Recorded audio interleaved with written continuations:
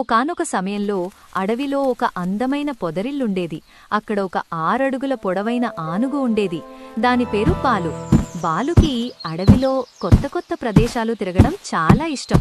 ఒకరోజు బాలు అడవిలో తన స్నేహితులతో కలిసి ఆడుకుంటూ ఉండగా వాళ్ళకి ఒక అందమైన మ్యాప్ దొరికింది. ఆ మ్యాప్లో ఒక నిధి దాగున్న ప్రదేశం చూపించబడి ఉంది.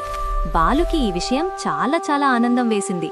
తను వెంటనే తన స్నేహితులతో కలిసి నిధిని వెతకడానికి బయల్దేరాడు. వాళ్లు దట్టమైన అడవిని దాటి ఎత్తైన కొండలు ఎక్కి విశాలమైన నదిని దాటారు. ఈ ప్రయాణంలో వాళ్ళకి చాలా సమస్యలు ఎదురయ్యాయి, కానీ వాళ్ళు దేనికి వెరవలేదు. చివరికి వాళ్ళు నిధిని దాచి ఉన్న ప్రదేశానికి చేరుకున్నారు. అక్కడ వాళ్ళకి ఒక పెద్ద గుహ కనిపించింది.